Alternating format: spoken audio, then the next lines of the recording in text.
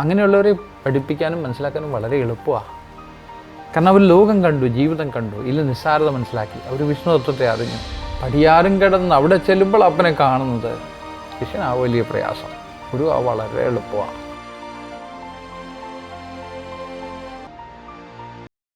ബുക്കിൻ്റെ അവസാനത്തെ ചാപ്റ്ററിൽ ഈ പറയുന്ന മൗനത്തെ ഒന്ന് ടച്ച് ചെയ്യുന്നൊരു എക്സ്പീരിയൻസ് പറയുന്നുണ്ടായിരുന്നു.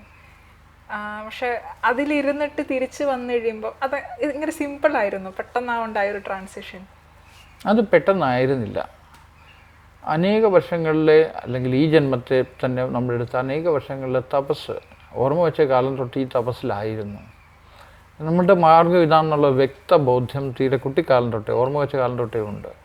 അപ്പോൾ അതിലേക്ക് കിടക്കാൻ പക്ഷേ എനിക്ക് ഒറ്റയ്ക്ക് സാധിക്കില്ല എന്ന് തീർച്ചയായിട്ടും അറിയാം. എൻ്റെ അഹങ്കാരത്തെ ഞാനെങ്ങനെ ഇല്ലാണ്ടാക്കാനാ, എന്നെക്കൊണ്ട് പറ്റുമോ? അപ്പം എനിക്ക് ഗുരു വേണം, ഗുരു ഇല്ലാതൊന്നും നടക്കില്ല. മോക്ഷമൂലം ഗുരുകൃപ എന്നുള്ളത് പൂർണ്ണമായിട്ടുള്ള ഉറപ്പായിരുന്നു. അപ്പോൾ അന്വേഷിച്ച് കണ്ടെത്തുമോ? അവനെന്നെ കണ്ടെത്തി എന്നാണ് ഞാൻ പറയുക. അവനെന്നെ കണ്ടെത്തി പതിയെ ഞാൻ അവനിലേക്ക് അലിഞ്ഞ് അവനായിത്തീർന്നു. ഈ ഒരു അനുഭവം, അതിനകത്ത് ഒത്തിരി പ്രശ്നങ്ങളുണ്ടായി, അതിൻ്റെ അകത്ത് ഒത്തിരി ബുദ്ധിമുട്ടുകളുണ്ടായി, ഒത്തിരിയേറെ വേദനകളുണ്ടായി, ഒത്തിരി ആനന്ദമുണ്ടായി.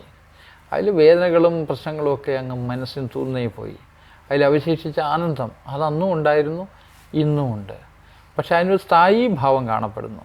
മുമ്പ് അത് അസ്ഥായിയായിരുന്നു, വന്നു പോകുമായിരുന്നു. അതിനെ മസ്തി എന്ന് വിളിക്കും, വന്നു പോകുന്ന ആനന്ദം. പക്ഷെ ഇന്നതൊരു ഏതാണ്ട് ഒരു സ്ഥിരഭാവത്തിൽ പോണ്ടിരിക്കുന്നു. അതല്ലാതെ എനിക്ക് പ്രത്യേകിച്ച് എന്താണ് പറയാനുള്ളത് ഇതിനെപ്പറ്റി ഒന്നും തന്നെയില്ല. മുമ്പ് എന്തൊക്കെ അറിയാനുള്ള ആകാംക്ഷയുണ്ടായിരുന്നു, ആകാംക്ഷയില്ലാണ്ടായി. എന്തൊക്കെ അനുഭവിക്കാനുള്ള കൊതിയുണ്ടായിരുന്നു, ആർത്തിയുണ്ടായിരുന്നു, അതില്ലാണ്ടായി. പ്രത്യേകിച്ചൊന്നും അറിഞ്ഞോ എന്ന് ചോദിച്ചാൽ ഞാൻ എന്നെ അറിഞ്ഞു എന്ന് മാത്രമേ പറയാൻ പറ്റൂ. വേറൊന്നും അറിയാനില്ലല്ലോ. വേറെന്താ ഇവിടെ പ്രത്യേകിച്ചുള്ളത്? എൻ്റെ സ്വരൂപത്തെ അറിഞ്ഞാൽ നീ ഈശ്വരനെ അറിഞ്ഞു, ആ ഗുരുതത്വത്തെ നീ അറിഞ്ഞു. ഈശ്വരൻ, ഗുരു, നീയാകുന്ന തത്വം ഇതെല്ലാം ഒന്ന് തന്നെയാണ്. ഈ കാണപ്പെടുന്നതെല്ലാം ഒരേ സത്യത്തിൻ്റെ പല ഭാവങ്ങളും പല രൂപങ്ങളുമാണ് നമ്മൾ ഈ കാണുന്നത്. പക്ഷെ സത്യം ഒന്നേ ഉള്ളൂ, അത് കേവലം സാക്ഷിയാണ്, മൗനമാണ്. മഹാരാജ്, ഈ ചോദ്യമായിട്ട് കണക്ട് ചെയ്ത് ചോദിക്കാമെന്ന് വിചാരിക്കുന്നു. അതിലെന്തെങ്കിലും മിസ്റ്റേക്ക് ഉണ്ടെങ്കിൽ ഒന്ന് തിരുത്തി തരണം. ഇപ്പോൾ അങ്ങ് നേരത്തെ പറയുന്ന കേട്ടിട്ടുണ്ടായിരുന്നു, ഈ മഹാഗുരുക്കന്മാരുടെ ജീവിതം എടുത്ത് നോക്കിയാൽ ഇതിൽ ജ്ഞാനമാർഗം സഞ്ചരിച്ച ആളുകളാണെങ്കിൽ അവസാനം എത്തുമ്പം ഭക്തരായി മാറുന്നു, ഭക്തിയിൽ പോകുന്ന ആൾക്കാർ തിരിച്ച് ജ്ഞാനത്തെ പിടിക്കുന്നു. അങ്ങ് പറയുന്ന കേട്ടിട്ടുണ്ട്. അങ്ങയുടെ ഒരു എക്സ്പീരിയൻസ് ഇതിൽ ഏതാണ് ഇപ്പോഴത്തെ ഒരു സ്റ്റേറ്റ്? ഞാൻ ജ്ഞാനമാർഗത്തിനാണ് പ്രാധാന്യം കൊടുത്തിരുന്നത്. ഗുരു പലപ്പോഴും കളിയായിട്ട് പറയാറുണ്ട്, അവൻ ജ്ഞാനിയാണെന്ന് പറയാറുണ്ടായിരുന്നു. അതെൻ്റെ കളിയാക്കലാന്ന് എനിക്കറിയാം. കാരണം ഭക്തിയില്ല എന്ത് ജ്ഞാനം? അവൻ ഭക്തിമാർഗിയാണ്, അവൻ ഭക്തിയിലൂടെയാണ്, ഗുരുഭക്തിയിലൂടെ വന്നയാളാണ്. പക്ഷേ അവനിലെ ആ പ്രേമം എന്നിലേക്ക് പടർന്നു. ആ പ്രേമം എന്നിലേക്ക് പടർന്ന് പതിയെ എൻ്റെ ജ്ഞാനം പ്രേമമായി മാറി. ആ പ്രേമമായി മാറിയപ്പോഴാണ് ഈ ആനന്ദസ്ഥിതിയെ എനിക്ക് അനുഭവിക്കാൻ പറ്റിയത്. അതുവരെ ജ്ഞാനത്തിലറിയും, ബുദ്ധിക്കറിവുണ്ട്, പക്ഷെ അനുഭവത്തിലില്ലല്ലോ. അപ്പോൾ ആ ജ്ഞാനം അനുഭൂതിയായി മാറിയപ്പോൾ ജ്ഞാനം ശുദ്ധമായി, അല്ലേ? അതുവരെയുള്ള ജ്ഞാനം വെറും പുസ്തകജ്ഞാനവും ബുദ്ധിയിലെ ജ്ഞാനമായിരുന്നു.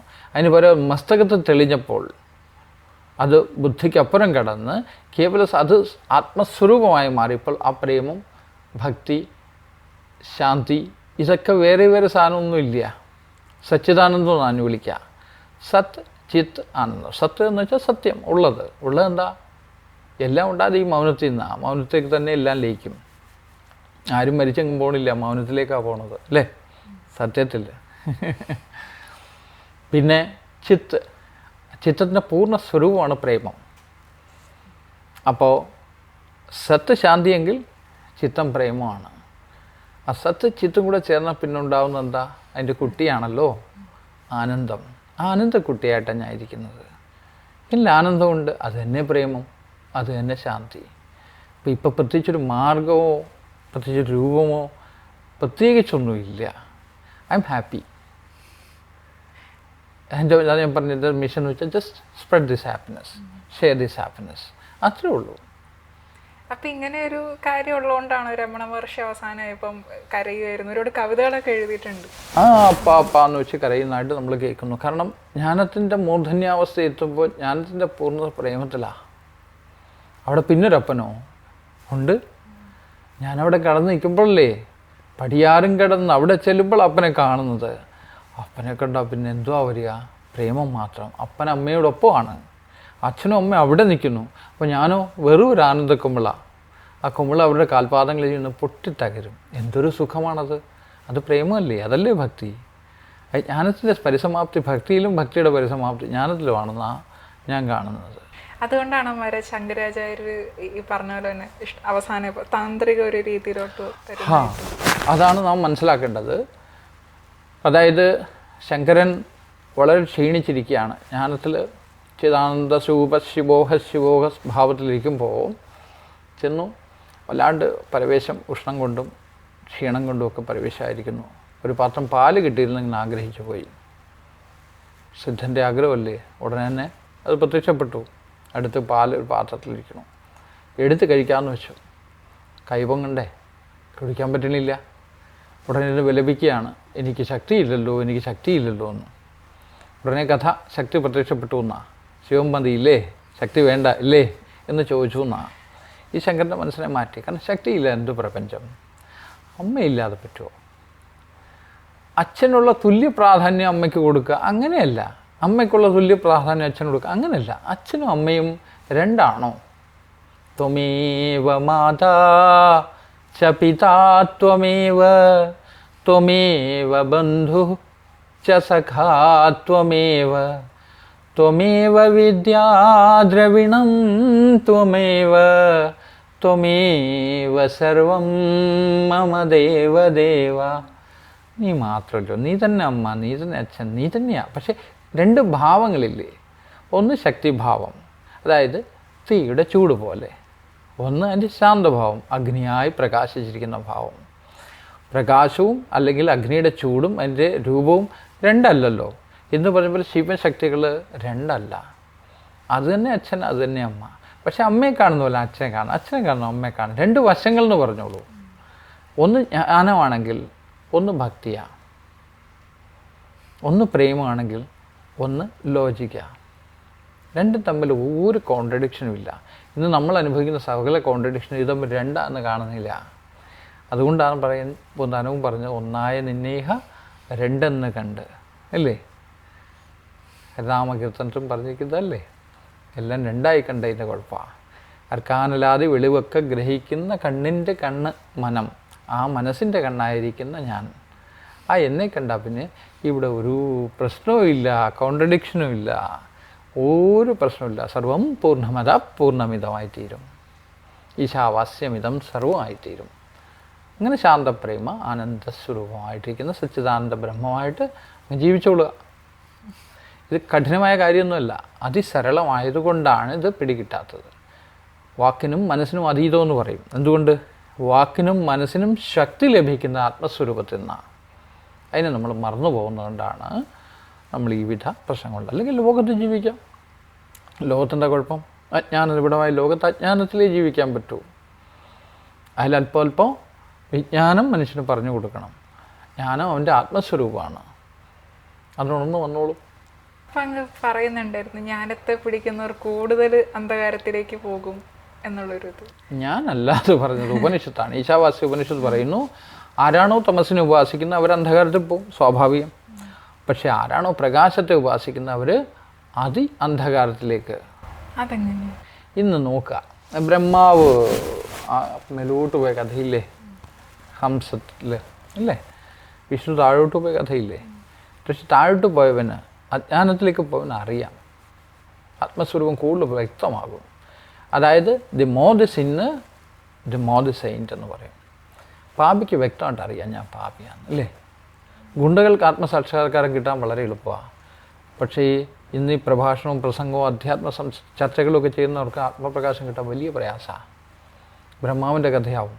മേലോട്ട് കണ്ടുമില്ല, ജ്ഞാനത്തിൻ്റെ പ്രകാശം കിട്ടിയ ആൾക്കാർ റെസ്പെക്റ്റ് ചെയ്യുന്നുണ്ട്, എല്ലായിടത്തും ബഹുമാനവും കിട്ടി.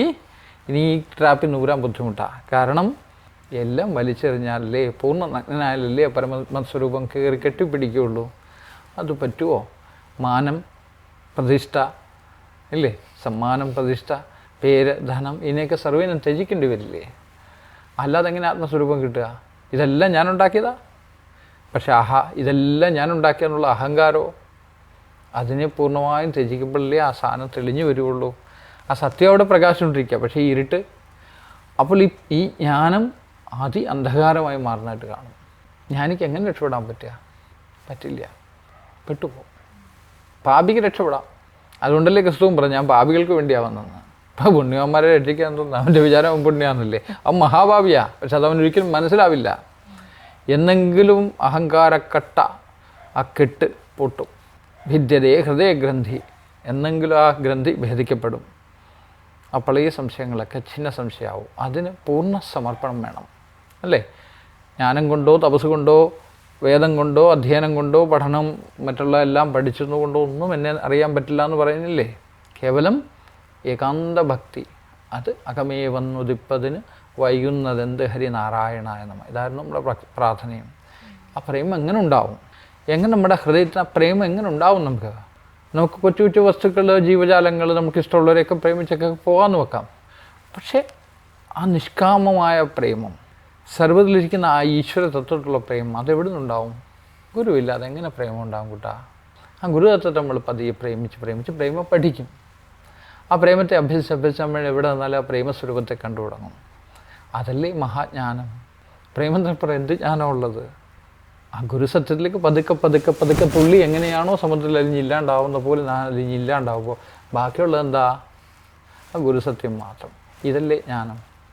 ഇനി ഗുരുതത്വത്തെ മാത്രം പിടിച്ചു പോയാലോ, ജ്ഞാനത്തെ മാത്രം പിടിച്ചു പോയാലോ, പതിയെ അതിനോട് അടുക്കും തോറും അതിനെ പിടിച്ച് കടിച്ച് തിന്നാൻ തോന്നില്ലേ?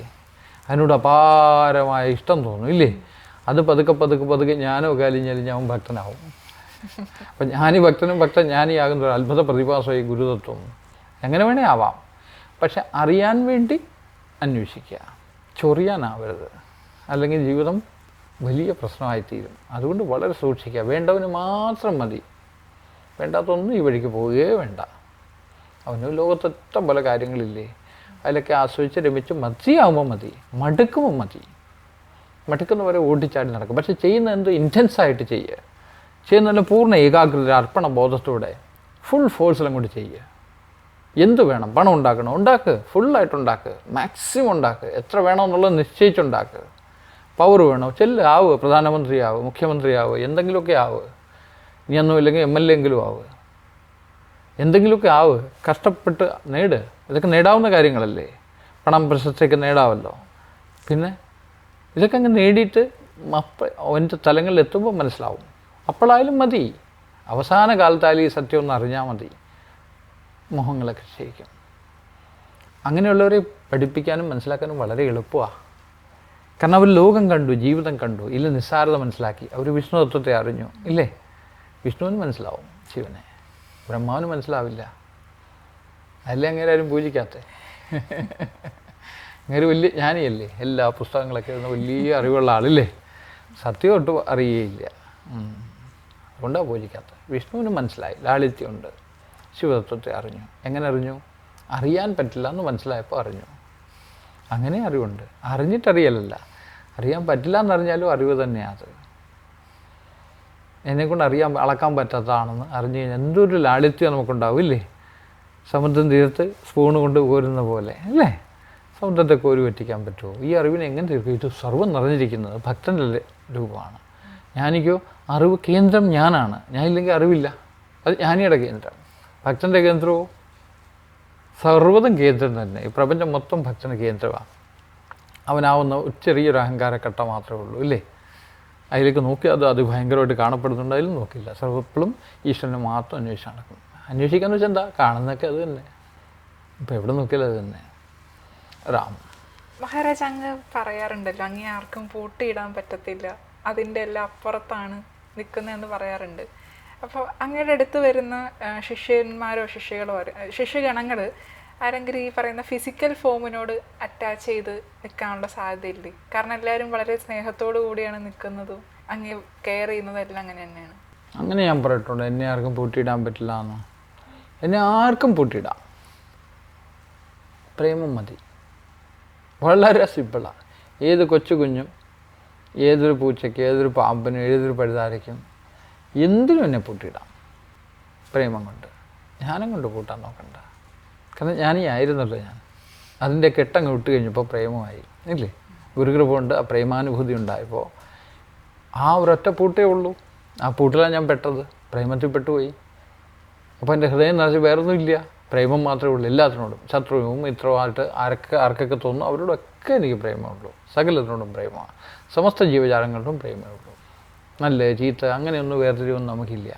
അപ്പോൾ നമ്മളെ എളുപ്പമാണ് പൂട്ടാൻ. ഹൃദയം തുറന്ന് പ്രേമിച്ചാൽ മതി. പിന്നെ രൂപത്തോട് പൂട്ടുന്നവരെയൊക്കെ ഞാൻ കുത്തുമല്ലോ. എൻ്റെ ഒരു തൃശ്ശൂരുണ്ട്, വെച്ച് കുത്തും. കുത്ത് സഹിക്കാൻ പറ്റാതെ ഇട്ടിട്ട് ഓടും. ശരീരത്തോട് ഒട്ടിപ്പിടിക്കാൻ നോക്കുന്നവർ, രൂപത്തോട് ഒട്ടിപ്പിടിക്കാൻ നോക്കുന്നവരൊക്കെ പതുക്കെ അടുപ്പിച്ചിട്ട് കുത്തും. എന്നിട്ടും സഹിക്കുന്നവരുണ്ട്. അവർക്ക് ആ രൂപിയെ പിടികിട്ടും, അവർ ആ രൂപത്തിൽ നിന്ന് ഊരി മാറും. അപ്പം അങ്ങനെ പലവിധ സാമധാനദണ്ഡ ഭേദങ്ങളൊക്കെ നമ്മൾ ഉപയോഗിക്കും അധ്യാത്മത്തിൽ. പറഞ്ഞ് മനസ്സിലാക്കാൻ നോക്കും. പറഞ്ഞ് മനസ്സിലാക്കാൻ എന്താണ് കുഴപ്പമെന്ന് കണ്ടിട്ട് അതിന് വേണ്ടുന്ന കാര്യങ്ങൾ ഉപദേശിക്കാനോ പ്രവൃത്തിയിലോ ഒക്കെ കൊണ്ടുവന്ന് പഠിപ്പിച്ച് നോക്കും. ഇതൊന്നും പറ്റുന്നില്ല, അടി വെച്ച് കൊടുക്കും. ഇനി അല്ലാത്തവരെ എടുത്ത് പുറത്ത് കളയും. കാലം കഴിഞ്ഞ് അടുത്ത പ്രാവശ്യം കാണാമെന്നേ. ഇതെവിടെ പോകാനേ? കളിയിലൊന്നും ഇല്ലല്ലോ, നമ്മളെവിടെയും പോകണമില്ല. ഈ കളി ഇവിടെയൊക്കെ തന്നെ നടക്കുന്നു. പിന്നെ കാണാൻ കുഴപ്പമില്ല. എല്ലാവരും കൂടെ അങ്ങ് മോക്ഷം കിട്ടിപ്പോയാലേ ശരിയാവല്ലോ. കുറച്ച് പേര് വരണ്ടേ? തിരിച്ച് വരുമ്പോഴും ആരെങ്കിലുമൊക്കെ വേണ്ടേ? നമ്മുടെ ഗുരുക്കന്മാരായിട്ട് ആരെങ്കിലുമൊക്കെ ഇവിടെയൊക്കെ വേണമല്ലോ. ഒത്തിരി ഗുരുക്കന്മാരല്ലേ നിറഞ്ഞിരിക്കുന്നത്. ശിഷ്യന്മാരെയല്ലേ കണ്ടു കിട്ടാൻ ബുദ്ധിമുട്ട്. ഗുരുക്കന്മാർ ധാരാളം ഉണ്ട്. ശിഷ്യനാവും വലിയ പ്രയാസം, ഗുരു വളരെ എളുപ്പമാണ്.